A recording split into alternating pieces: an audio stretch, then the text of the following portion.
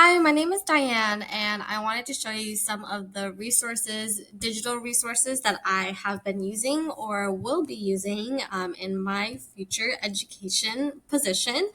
The first one is Epic. I personally love Epic a lot. I like to assign my scholars specific readings that we are learning about, and then they get to go on and they get to listen to the story.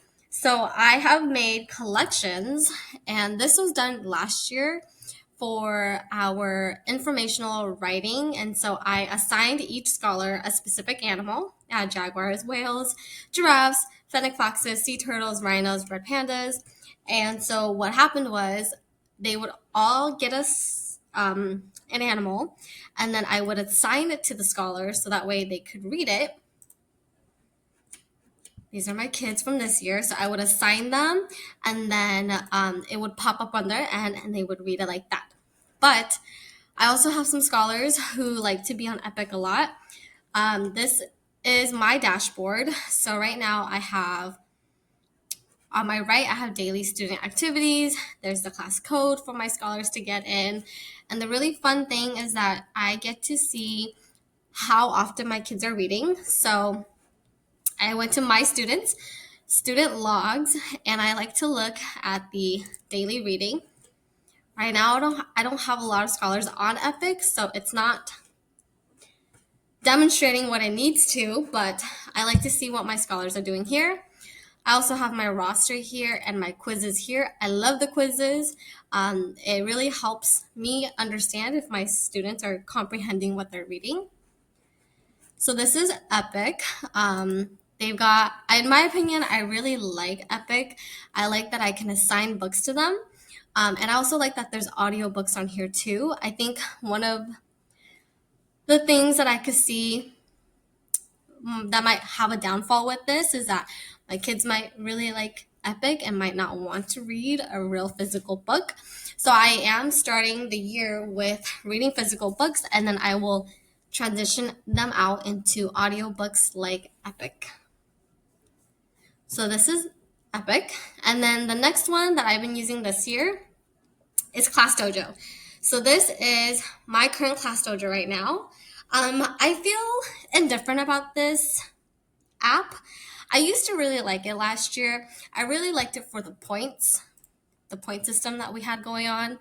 So if a certain scholar, like my scholar Adeline, if she was participating, I would give her a point. And the cool thing is that you can go and you can add skills too and change the point weight and stuff like that.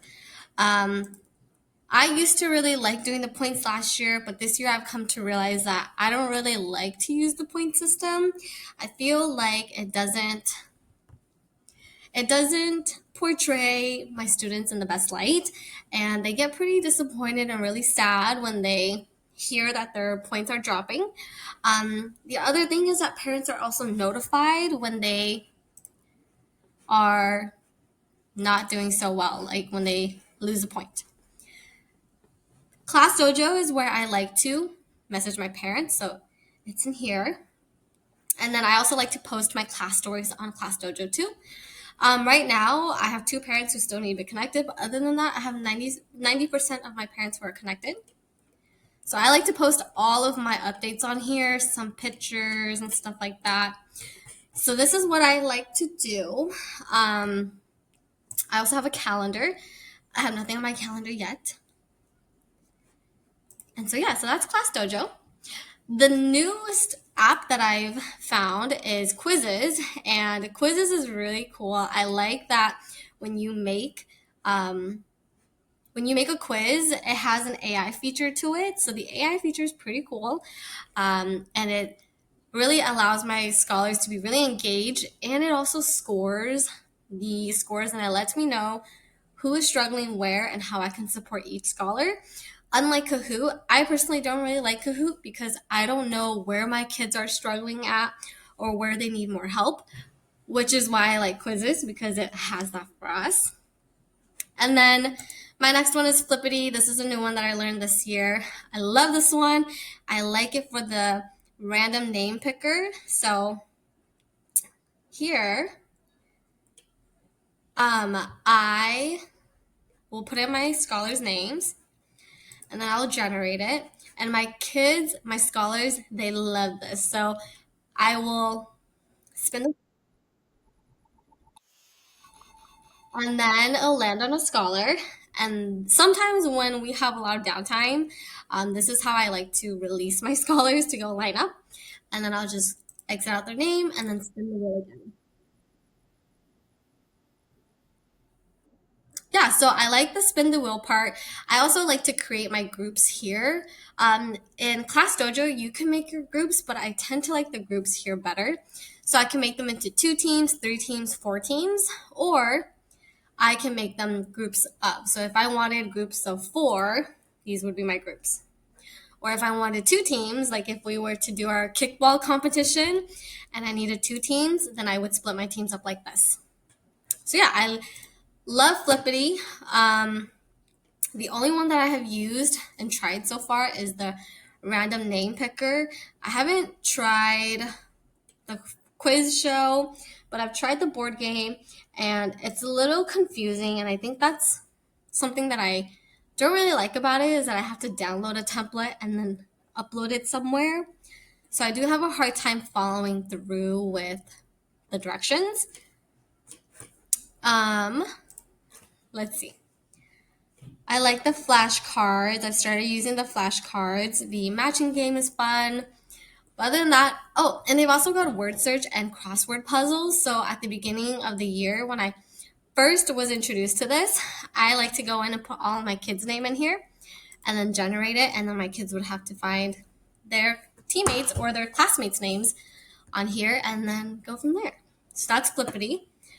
Um, really like Flippity. And then the last one that I learned about and want to use is Padlet. So I use Padlet a lot with my credential program, and I don't really know how to navigate Padlet, but I tried here. And so you can see here I added sections. And so this first section is for resources. And I have Class Dojo, for example, Epic, and Power School. And then I also made another section here with a grading scale. So this is my school's grading scale. But my template, I made that myself. And then to add sections, I could add sections and add more things here. I like that this provides a very organized part in how I would like to give out my information, but I have a hard time navigating it. I'm still figuring it out and I'm still trying to learn Padlet. And they do have many other resources there too, but I do find that when I use Padlet as a student myself, I do enjoy using Padlet, but as an educator, I find it really hard to use. I feel like I would rather use Google Classroom because it's a little bit more organized and I know how to use it compared to Padlet. But I do like Padlet. I just wish I knew how to use it a little more. But this is all that they have to make a Padlet. They also even have a sandbox here, which I haven't used this yet. And let's see if it'll work.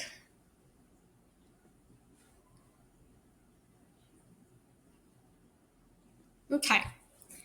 Never used this before, so I'm really interested to know what it does. But I guess. Oh, very fun. So it's like a website, I want to say. So this is the first time that I'm also seeing this, and so I have never used Padlet before, so this is very interesting, and I might consider using Sandbox um, once I kind of get into it. But I like that they have AIs here that you can input in, and then I'll make you like a lesson plan, or I'll make you an activity or a discussion board question. And they've even got recipes for like exit tickets, um, the KWL charts, and the rubric. So I really like this part. I like the AI aspect a lot. But yeah, so those are the 5 different resources that I have been using or have just found out about and is trying to implement it into my classroom.